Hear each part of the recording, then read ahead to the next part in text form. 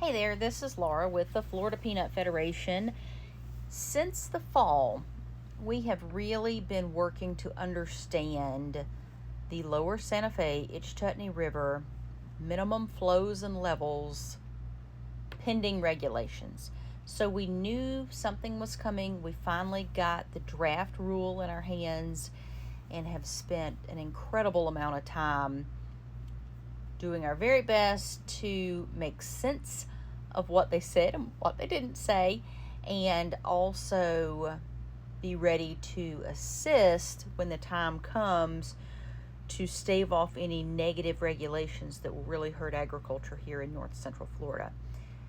So you can find more information at floridapeanuts.org/MFL for minimum flows and levels /MFL comments. This presentation we are going to walk through. This is a presentation from Suwannee River Water Management District. We invited the water management administrators to a private meeting of farmers to help us better understand what exactly this means.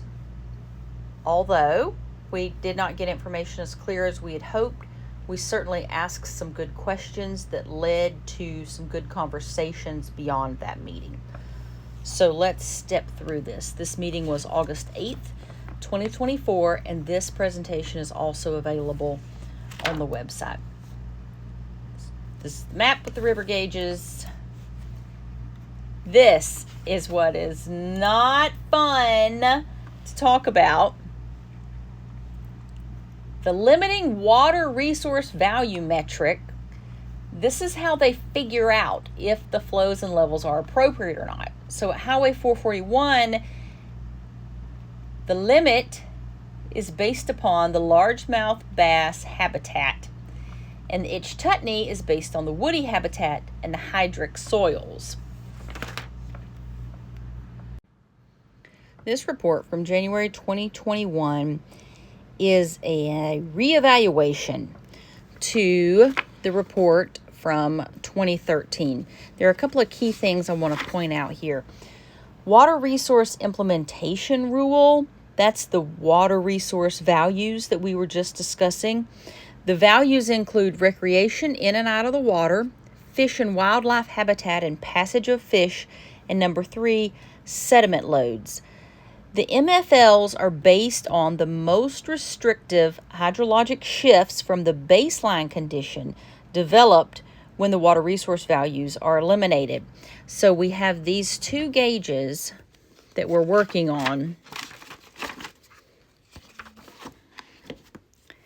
Groundwater withdrawals from North Florida Regional Water Supply Planning Area potentially influence flows. Public supply is the greatest water use category at 40%, followed by agriculture at 28%. This is an important map because it shows the red outline shows the model area. Groundwater uses, you'll see that agriculture's highest use was actually in 1990.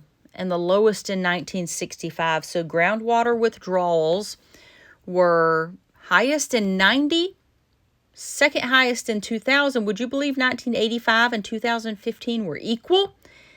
And then on down the line.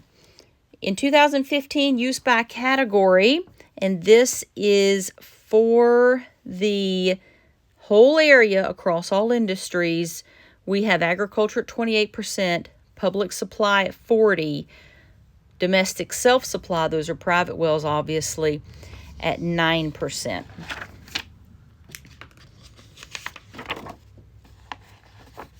Here are the water metric values. Is boating ideal or is the water too low? Can people kayak or is the water too low?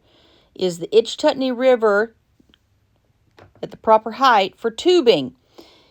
Is the Gulf Sturgeon Passage viable due to the depth, habitat, general fish assemblage at an appropriate depth, and then habitat for all of these other species. The sediment loads, the water quality affecting the Gulf sturgeon spawning, and the aesthetic scenic attributes. A lot of work has gone into this, and I really respect the thoroughness of these reports.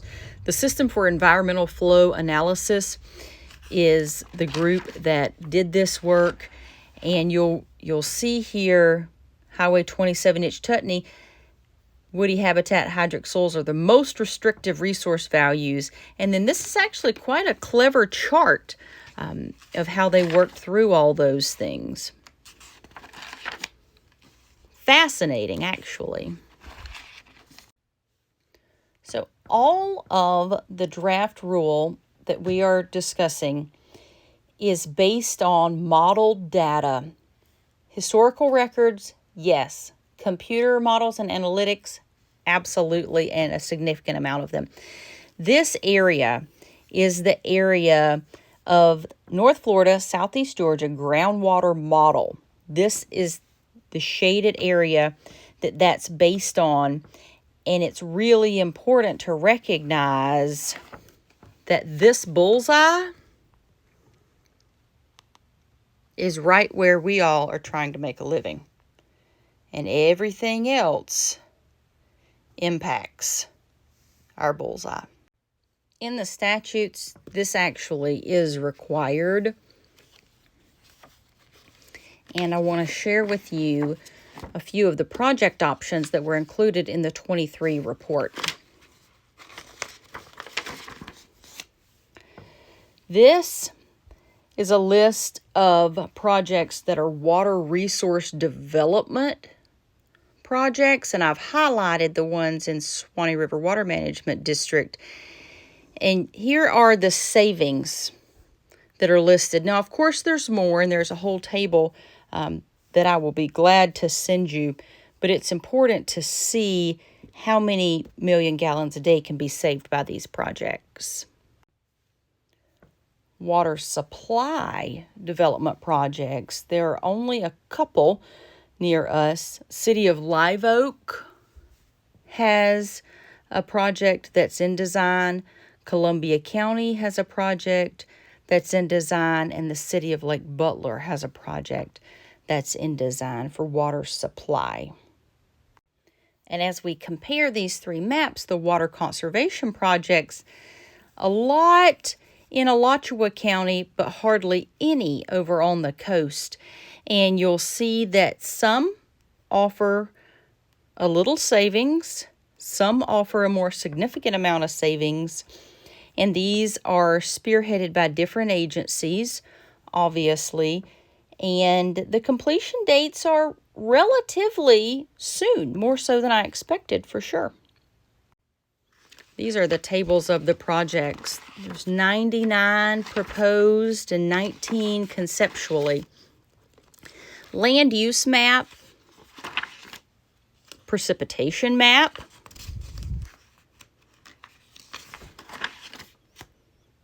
recharge map. Now here, I want to draw your attention to the scales. These scales are not even almost even.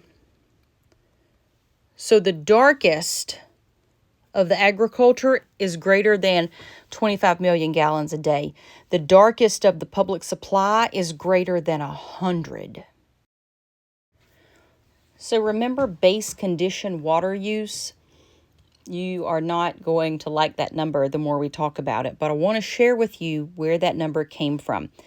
Florida Statewide Agricultural Irrigation Demand Survey, FSED, is what it's generally referred to, is a function of Florida Department of Agriculture. Now, they have all of these very interactive, fancy charts online. And you'll see these are the counties within the Swanee River Water Management District. Field crops are using all the water. A little bit of hay, a little bit of vegetables, barely any greenhouse and nursery. And here are the acres for 2022, irrigated acres for Swanee River Water Management District. And you'll see they have the acres jumping every 5 years.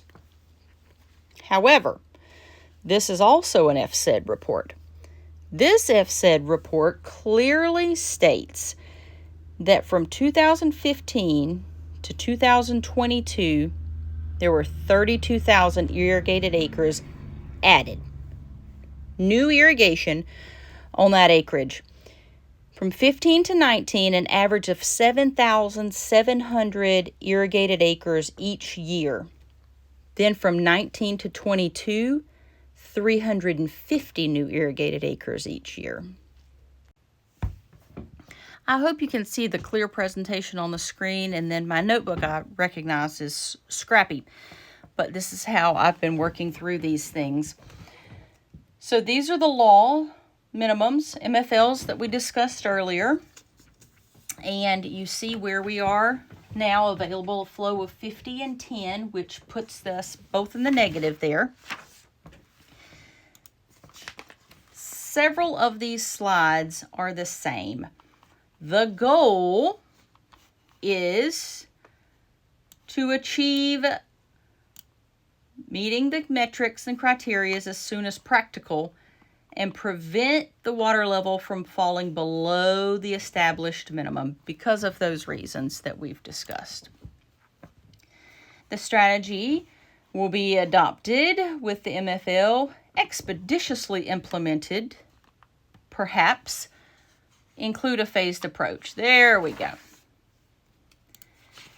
Now, this is a recovery strategy for the springs. However, I expect that the elements they require here, specifics, priority listings, estimated cost and date of completion, implementation plan, I think those are going to be required when we do our offset plans. This is the rule that we read earlier. A couple of slides they have used. So this is the Itch-Tutney River that we're looking at. Do forgive my sloppiness. This is based on Itch-Tutney River. So this pie chart is for Swanee River Water Management District counties, and remember, it's not all of them.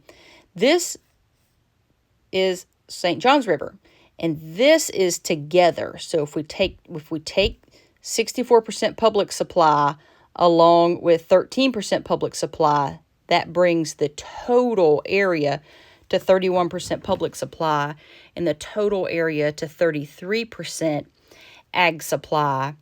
But let's not forget that 13% that is the domestic, the commercial, the mining, the industrial, the institutional, that matters as well.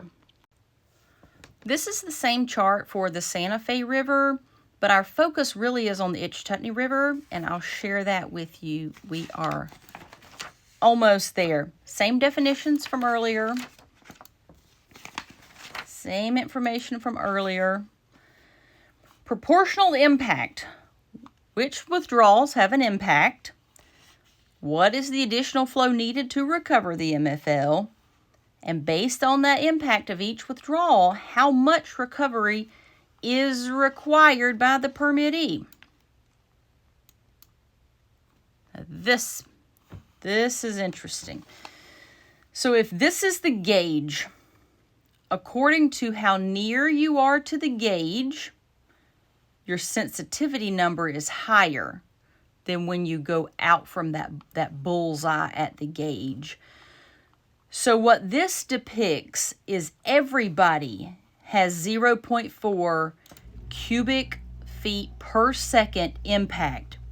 This guy is drawing 0.3 million gallons a day, but he's near. This guy's drawing 3 million gallons a day, but he's further away. So all three of these fields that you're imagining have the same impact. Okay.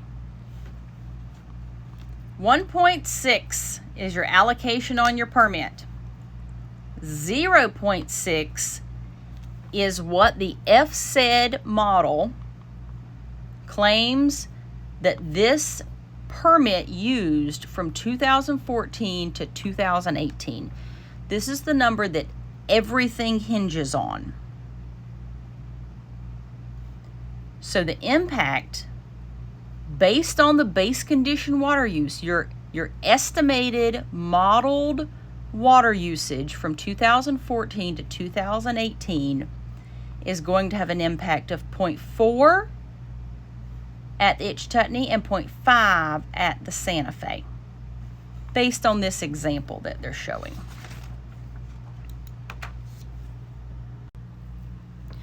This example of producer 1 had his permit prior to January 1st, 2019. His base condition water use is his impact at the gauge divided by the total impacts at the gauge multiplied by the flow deficit equals the proportionate share of recovery for this permit. This is the important number, proportional share of recovery. An example of a second grower, he had a permit before 2019, and so that information is averaged in his base condition water use. But since 2019, his use has gone up, so there's an additional impact that's being classified in the draft rule as new use. This is farmer 2. So anybody that had a permit that was issued prior to 2019, they get to use this formula to calculate their proportionate share of recovery, including their new use. Example, farmer number 3 has a water use permit, but he got it in 2019 or since then. So he has 0 base condition water use. This permit, this field has no history from 2014 to 2019, so he starts off at 0. And example, farmer number 4 will get a new permit for a new water use after the rule is ratified. We expect that to be 2026, but we hope that there are some significant changes before then. But there's yet a different set of rules that will impact people who get permits beyond the date of the rule. So let's start at the beginning. This is the set of rules managed by Department of Environmental Protection in the Florida Administrative Code. And we have been working on this for quite some time. So these are all of the meetings and hearings. Back in 2013, there was the initial workshop for the proposed creation of the MFLs. It started back in 2013 and have had a lot of meetings since. So June of 2015 is when the MFL rule, it's a rule, went into effect. Also, there have been a few mentions of the Swanee River, but for all intents and purposes, what we're talking about today is the lower Santa Fe Itch-Tutney River, and you'll see the draft rule in July of 24. Now, this is the 15 rule. This is it. There it is. Now, there is a Florida statute for water resources, and within this, there are minimum flows and levels. This is Chapter 373, and it gives a broad overrange for the minimum flows and levels, and basically says water management can set up what they want to do, and that's where the rule comes in with DEP as a partner. However, take notice of the recovery and prevention strategies must include phased-in approach with a timetable to allow the provision of sufficient water supplies for all existing and projected reasonable, beneficial uses. And it also goes on to say that measures concurrent with those should be the maximum extent practical to offset reductions in permitted withdrawals. So that is certainly something that we are going to hang on to there. And if any applicant of a water use permit is denied based on the impact that he will have on the adopted minimum flows and levels, there are some ways to handle that. We're going to put that in our pocket.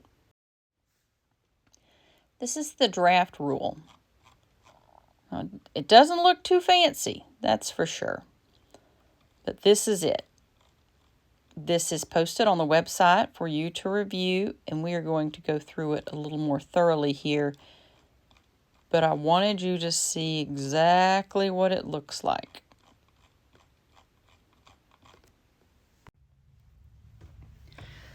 This presentation was made to a meeting that was the regulatory workshop of the rule draft. We were able to get notice of that, and we were so thankful to invite farmers and ag industry representatives to be present at that meeting, July 31st, 2024. This is the presentation for that. This is what I find interesting. I am not a lawyer, I'm not a researcher, I'm not a scientist, I'm not an engineer, and certainly I am not smart enough or brave enough to be a farmer. But I do take seriously the role of helping sustain Florida agriculture, and I'm just not sure if the overview of the Lower Santa Fe Itch-Tutney River minimum flows and levels rule development objectives, new MFLs, and an associated recovery and prevention strategy. So everything is changing. It's new. The next objective: make the MFL and recovery strategies effective in all applicable water management districts, generally affect water use permittees. Number 3, used as a basis for imposing limitations on withdrawals of groundwater in the consumptive use permit regulatory process.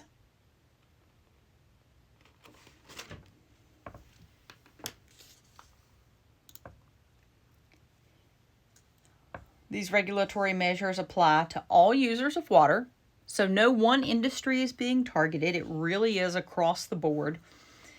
This map is representative of the North Florida Regional Water Supply Planning Area. So the green is the St. Johns River Management District.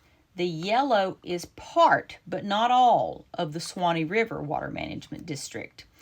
This whole entire color is the North Florida district that this draft rule applies to right now.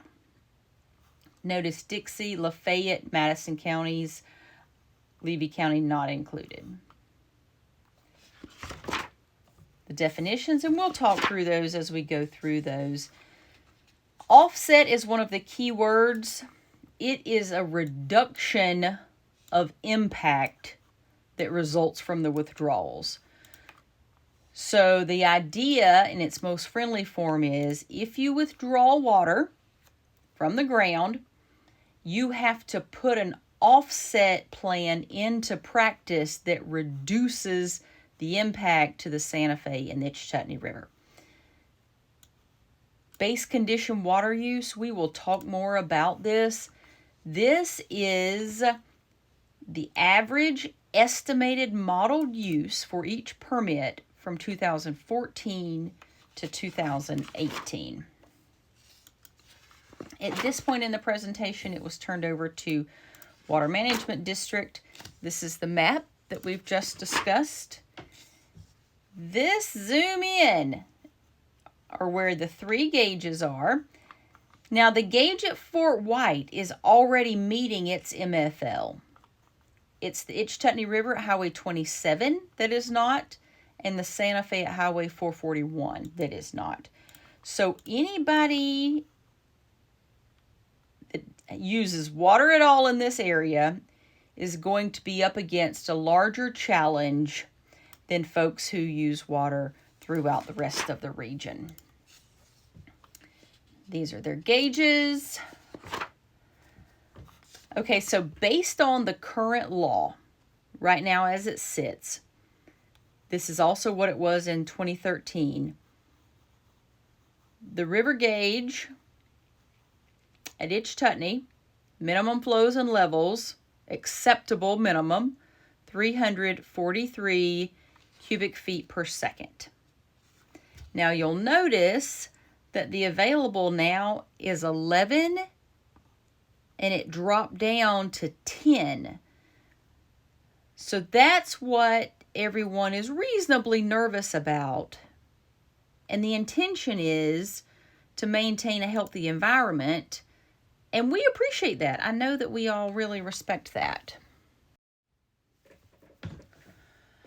So the MFL is not met, which puts these two gauges in recovery. The Santa Fe gauge at Fort White is meeting the MFLs, and so that one is A-OK.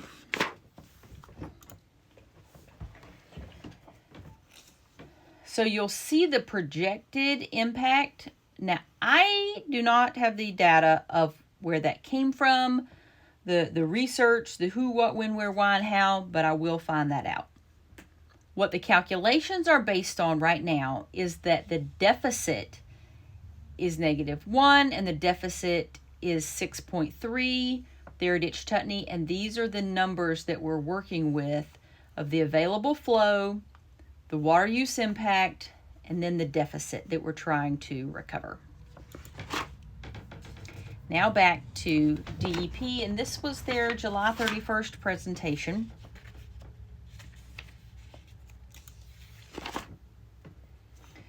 All permittees and applicants for renewals, modifications, and new uses will be evaluated for impacts to the MFL compliance points. They say have to address the permittee's relative contribution to the impact. In my reasoning, that is the same as keyword proportionate share of recovery that we will discuss. And then below that, if there are potential impacts, and certainly there are, information demonstrating that an offset eliminates the impact is required. So that's the offset plan that we will talk about as we move forward. Obviously, there are folks that already have a permit, folks that have gotten permits since 2019, and folks that will get water use permits after this rule goes into effect. So those are the separations there. What is clear as mud that we are really striving to have defined: the benefits of the offset projects must be calculated. So we have to figure out what those are, and then they have to be monitored. So I have requested a template or some samples of the offset plans to be sure that makes sense for people in the real world, for people in the field and not in the office. That's important. Impacts with users may be offset through development projects, but we don't have any idea of what those are potentially. We just have to be sure that they're reasonable and practical. Retirement of a water use. Laura's personal opinion is farmers cannot just quit using water. Now, that is certainly not a soundbite that's official of Florida Peanut Federation, but you can't just turn off the pivot, can you? And then it says other means down here. So that's where we have the opportunity to get creative, but we certainly need to get an understanding of the ideas of Department of Environmental Protection so that we can be sure that we're following suit when we do employ our other means. Agricultural permits with no water use for 5 consecutive years, for whatever reason, are not subject to revocation and are eligible to be used for offset credits. That is important, and that is a thumbs up for us.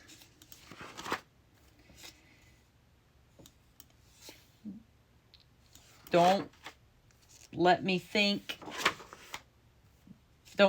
let you think that we're rushing through this. We have lots of time to discuss it. Offsets implemented during the duration of the permit shall be evaluated every 5 years. Temporary allocations are available for up to 5 years. And then there's certain requirements that go along with those, but that also is helpful to us. And we've already discussed that everyone falls under this rule. The plan shall increase water conservation where environmentally, technically, and economically feasible. I think this is going to help us. Doesn't make sense otherwise. Now this is on public supply. Another slide for public supply. Over into the agriculture, applicants must use best available water practices and take reasonable actions to maintain efficiency.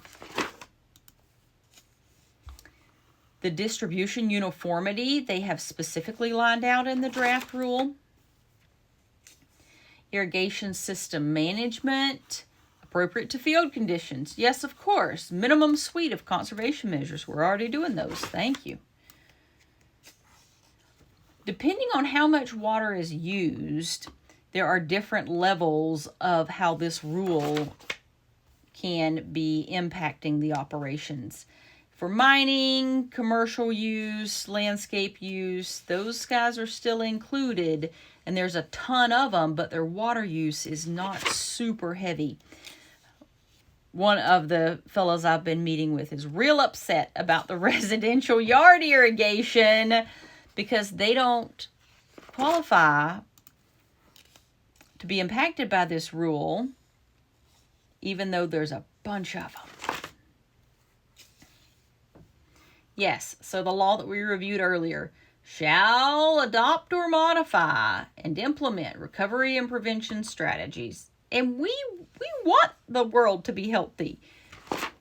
That's how you all make your living. We understand that. There is a provision in Chapter 120 of the statutes that if the proposed rule will have an adverse impact on small business, then there are some rebuttals, and I have those lined out.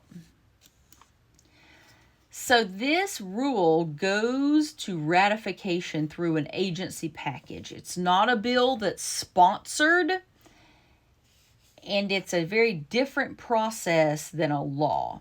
So it's a rule under Department of Environmental Protection that goes in a package with other things that they're working on for the year, and that package is ratified by the legislature.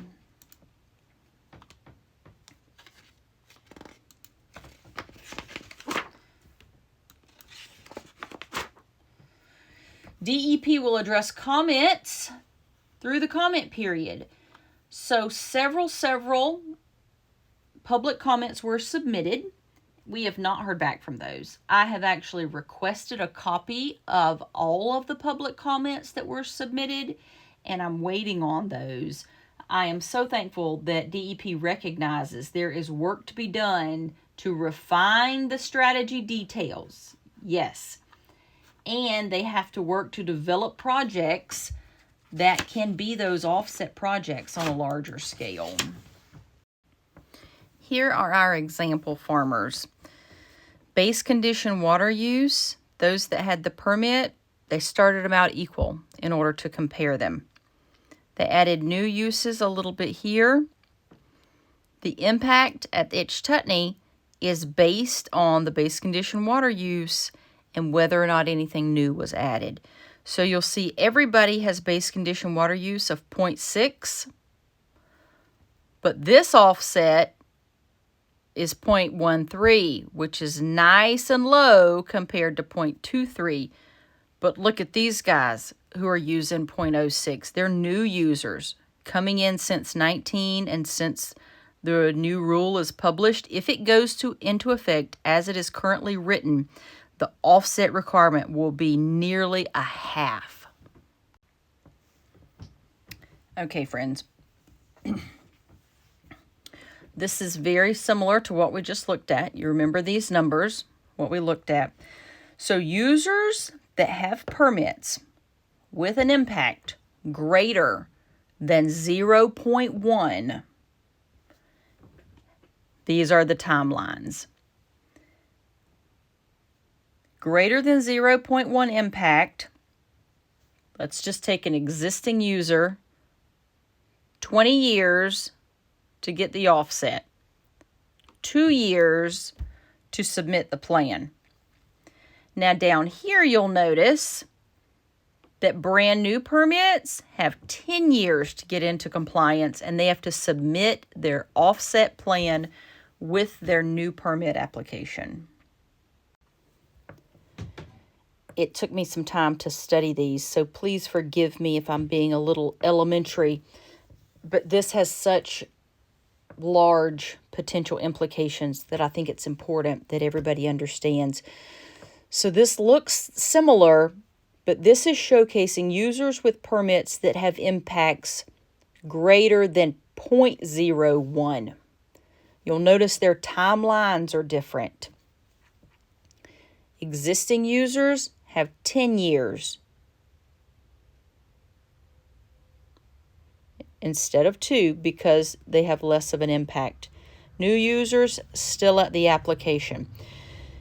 Permits that have impacts greater than 0.0001 are required to offset with the deadline, but they are not required to file an offset plan.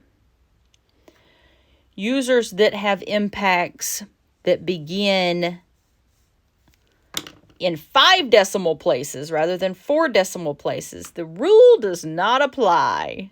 There is no proportionate share of recovery. You have already seen the rest of these slides on the other presentation, and certainly this will be available for you.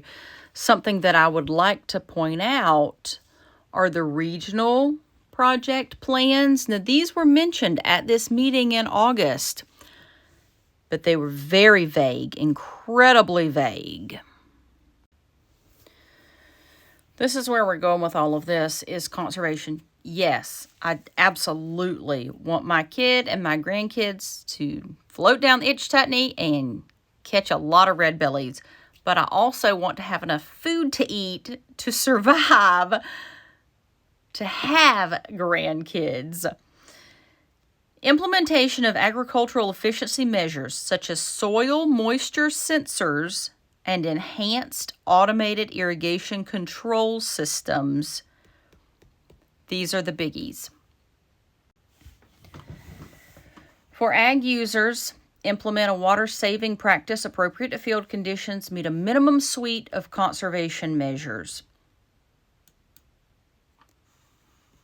You have to meet a level 5, whether that's some smaller levels combined or you have a level 5 to start off with. I spoke with a farmer today who currently has soil moisture sensors and an irrigation system centralized.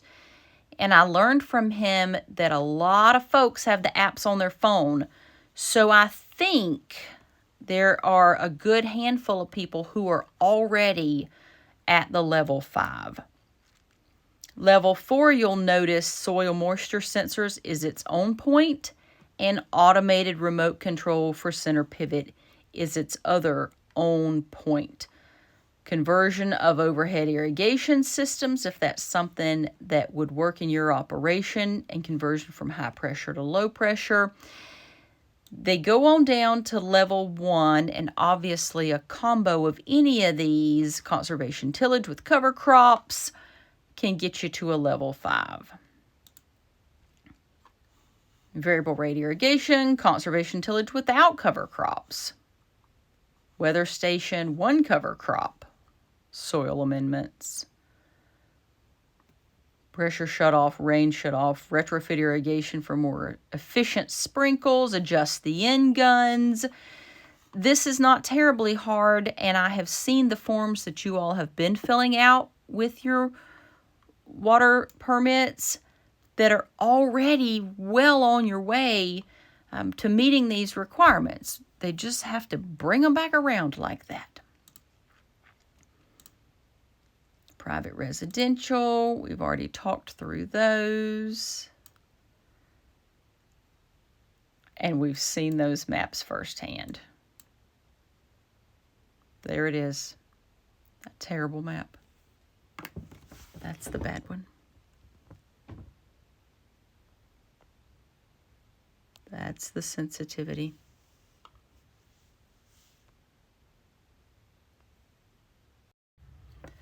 This is the Santa Fe River at Highway 441. The sensitivity, you'll see the gauge there. In this database, I have 2,700 water permits. Yours should be in here.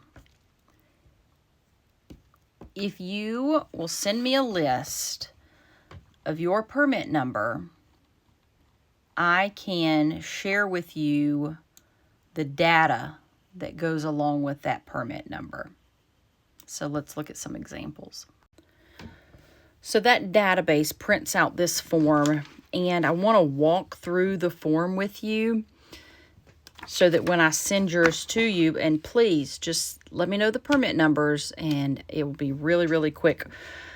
We're all friends here, but I've marked out the information that is identifying. So we have the basic, whose permit is it? The acres. The acres really matter because that's how we figure out what matters to you, the inches per acre per year.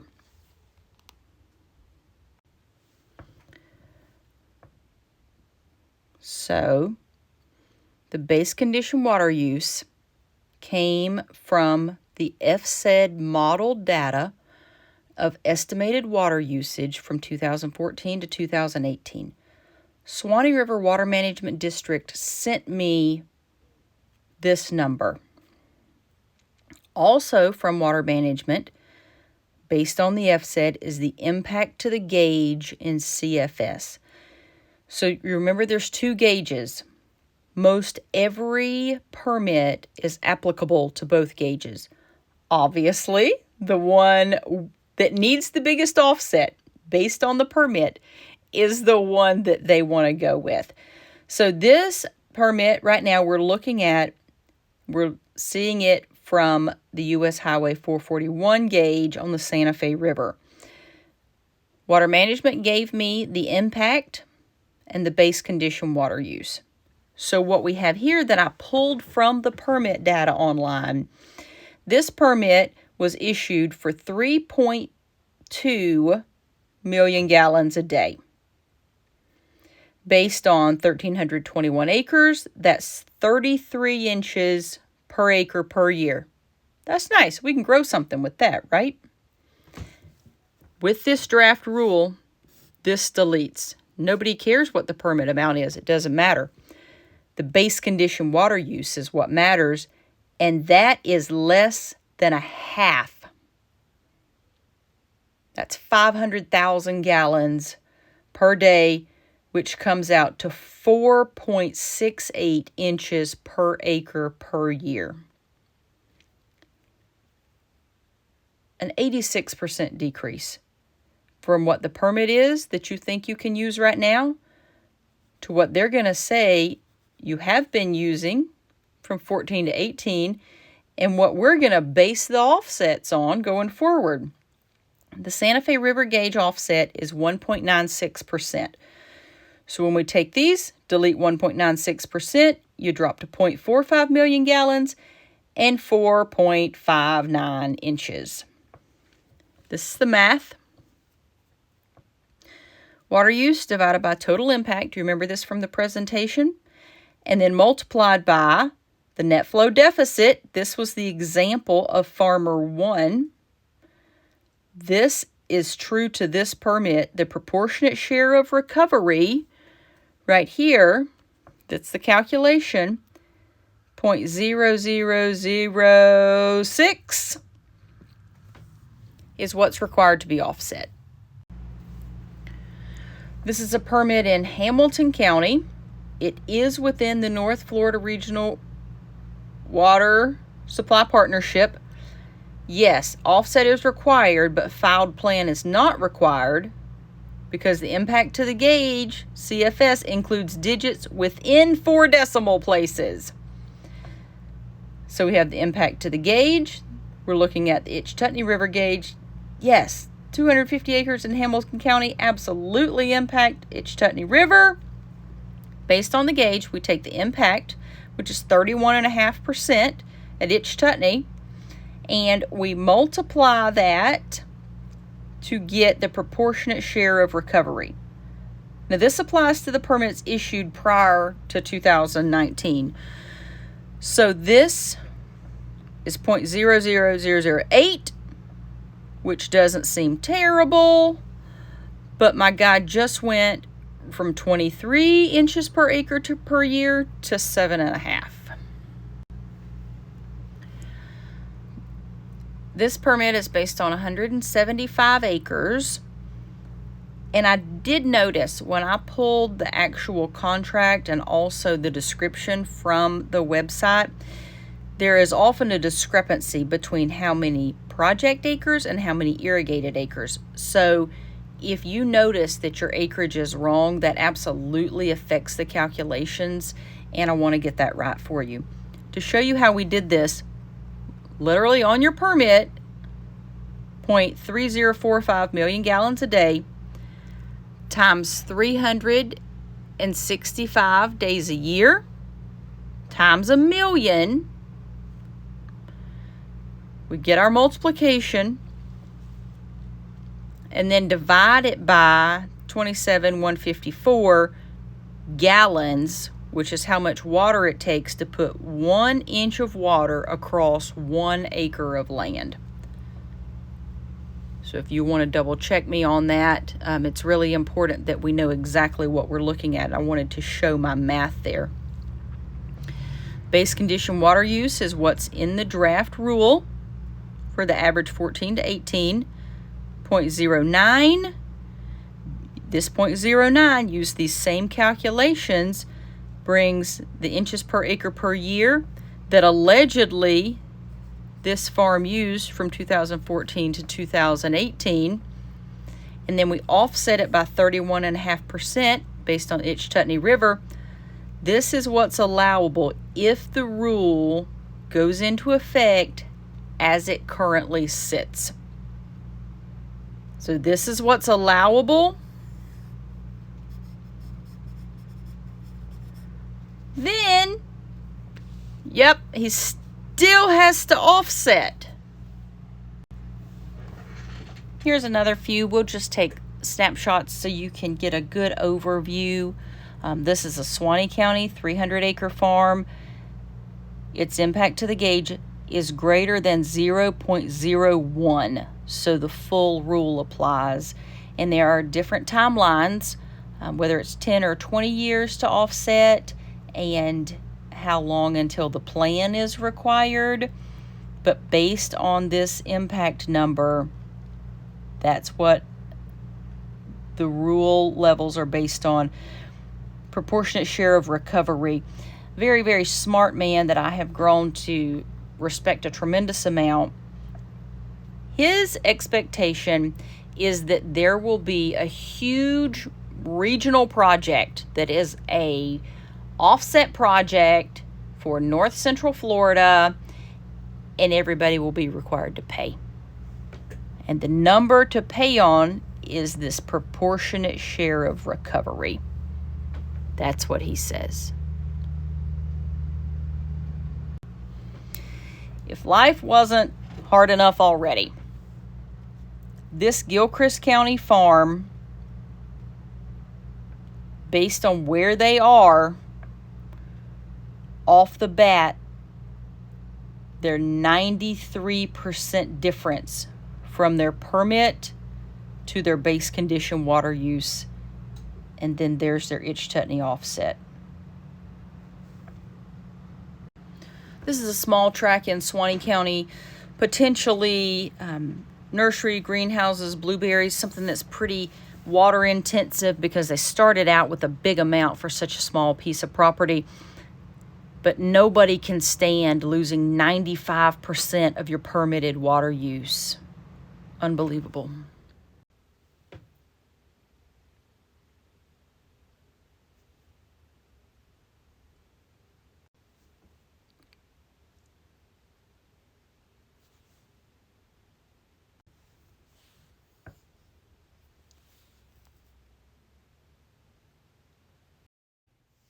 We love this. I know we do. We want to honor and respect this beautiful place we get to call home. But we have to do it with reason and structure and sustainability for the entire ecosystem. And this counts too. This is what you all are doing, and I am so thankful. We're going to fight the good fight. Bless your heart if you have stayed with me through this. Certainly you couldn't do it in one setting. My goodness. This is all the same information. It's just a condensed format. This is something that you can share with friends. We'll put it on the website. Notice out of state, current withdrawal on Itch-Tutney River is 17%. There's got to be a solution there somewhere. All the same information that you've seen that we've gone over. And I just want to let you know that I am so eager to help. So eager to do anything that I can. FloridaPeanuts.org, MFL comments is where you can find all the information. And then just please take down my cell phone and call or text me if I'm in the office or not. I generally have my laptop with me if I'm at a promotion or a meeting or something. Laura at FloridaPeanutFederation.org. And my phone number is 386-249-9017.